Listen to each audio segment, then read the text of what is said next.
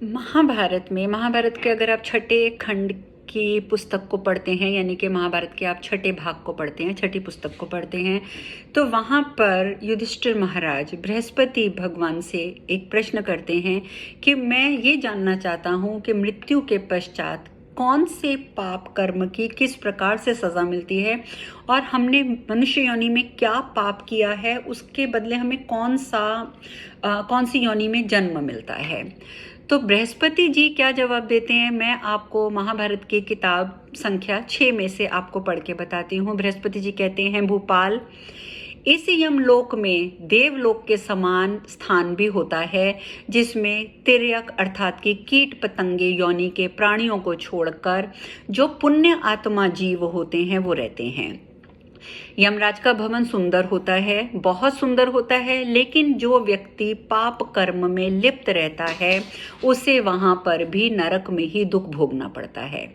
आगे बृहस्पति जी कहते हैं, मनुष्य जिस जिस भाव और जिस जिस कर्म से निष्ठुरता पूर्वक भयंकर गति को प्राप्त होता है उसका वर्णन भी मैं सुनाता हूँ, सुनो। बृहस्पति जी आगे कहते हैं कि जो द्विज अर्थात कि जो एक विद्वान है, इंटेलिजेंट पर्सन है, वो चारों वेदों का अध्ययन करने के बाद भी अगर पतित मनुष्यों से दान लेता है तो वह गधे की योनि में जन्म लेता है। गधे की योनि में वे 15 वर्षों तक जीवित रहता है, उसके बाद मरकर वो बैल बनता है और उस योनि में वह 7 वर्ष तक जीवित रहता है। और जब बैल का शरीर छूट जाता है तब वह ब्रह्म राक्षस होता है, और 3 मास तक ब्रह्म राक्षस होने के पश्चात उसे पुनः द्विज अर्थात ब्राह्मण का जन्म प्राप्त होता है। आगे बृहस्पति जी कहते हैं कि जो ब्राह्मण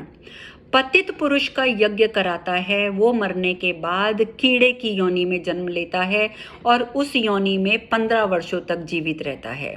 और कीड़े की योनि से छूटने पर वह गधे की योनि में जाता है और 5 वर्ष तक गधा बनता है, फिर 5 वर्ष तक सुअर बनता है, 5 वर्ष तक मुर्गा बनता है, 5 वर्ष सियार बनता है, और आखिर में 1 वर्ष वो कुत्ता बनता है, और उसके बाद वह पुनः मनुष्य योनि में आता है। और जो मूर्ख शिष्य अपने अध्यापक का, अपने टीचर का अपराध करता है,